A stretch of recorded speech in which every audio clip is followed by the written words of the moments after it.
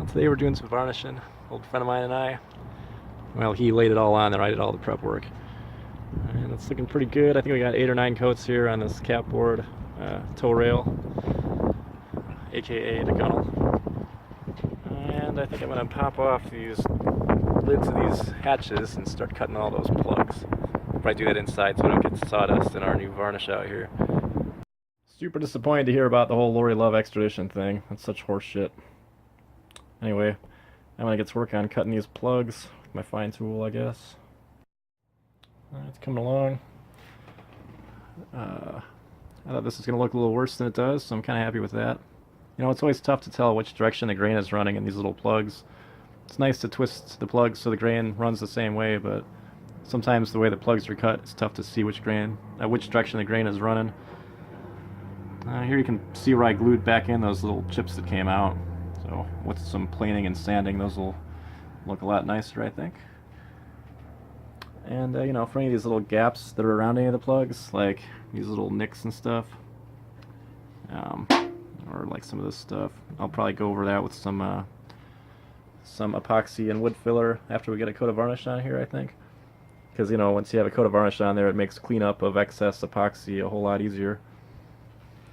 And I'm going to go ahead and cut the plugs on the other guy quick. I'm going to do some hand planing now, a few minutes. So, you know, you can only cut these things so close. I guess some guys take a chisel and use it to break the tops off, but when you do that, sometimes depending on how they break, you can end up having to redo the plug because it will kind of cut into the wood.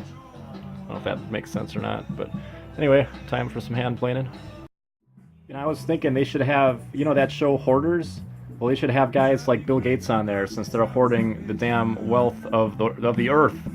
And, you know, other guys are all shamed for hoarding some stuff they found or whatever, but these guys hoard the wealth of the world, and we all look up to them like they're really cool. My way around with the scraper on the inside where the glass sits, get that all nice and cleaned up. There's still some silicone down in there and some other junk. This does clean up alright. It does not have to look perfect because, you know, there's going to be all this caulk in there, but I'm still going to try to make it look as nice as I can get it. You know, there's still some silicone caulk down in here, and you have to get every last tiny little bit of that out of here because even the residue from the silicone caulk, nothing will stick to. And so sometimes you might be varnishing something and then you'll see a little dry spot and there'll just be like a tiny little speck of silicone caulk in the middle that's just repelling all the varnish. But anyway, I'm going to keep working my way around here. And yeah, it's coming right along. I can't do any sanding in here or else I'll get sawdust everywhere in my piled house, so I'm thinking I'm just going to continue scraping on these, get all that silicone out of there, and then I'll get them up on the roof, or up on the deck, and maybe do some sanding out there this evening. We'll see. I think I'm going to move on to the other hatch for now, or the other lid, do a little scraping down in there. I think I got most of the silicone out of there. And maybe when I'm back outside, I'll heat gun that and then scrape it some more. Or maybe just the 80 grit will take the rest of that out. It's funny, I think this is actually real varnish down in here, but at some point they'd sanded the top without pulling the glass, and they'd put on, I think, some kind of polyurethane. That's this stuff. And this stuff does not react at all to a heat gun. It doesn't even notice when you're blasting it. But it's better to use varnish on this kind of stuff. Anyway. This one will require a little less scraping, I think, since I've already got a lot of that junk out of there. I'm going to go over it quick regardless. It's funny, this side seems to be cleaning up a little nicer than the other side, as far as that spot between the window and the wood. The glass and the wood, I guess. Anyway, I think maybe I'll scrape on the other one in a few minutes. I was going to show you, though. So this, I suspect, had that some type of polyurethane on the top. And then it seemed like there was varnish down where the windows were seated.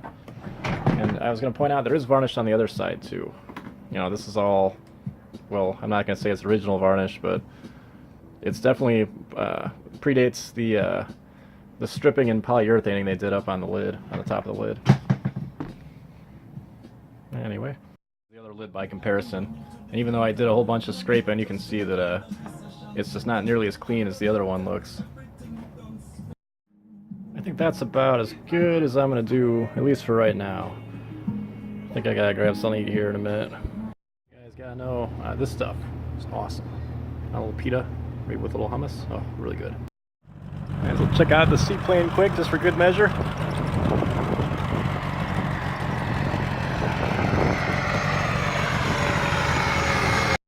I think my varnish has finally tacked up enough, or it's not even sticky anymore. It's got some gloss going on, and I think now I can get to work on my sanding over here with some 680 grit for a while. There's a little update for you. You can see the difference between the two sides. I've done a lot of sanding on the right one and no sanding at all yet on the left one. And you know, not sure if I'm going to get to this or not. I'm thinking I might.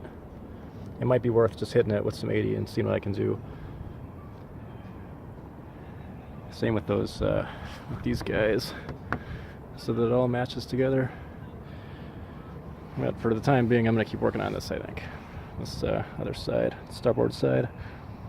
Here's an odder view of this thing, and I figured I'd point out something, you know, like these two plugs here, for example. See how there's some gaps around them? I'll take a syringe, probably after the first coat or two of varnish, and I'll pack up the syringe with some epoxy and some of that wood flour. It's like one of these little plastic syringes they sell at fisheries. And I'll squeeze that in there and sand it out. It'll turn out alright, I think. Although it is kind of tempting to drill that out and put a bigger plug in there, but I think I'm just going to rock out the two small ones. Whatevs. And there's some progress after a whole bunch of sanding with the 80 grit.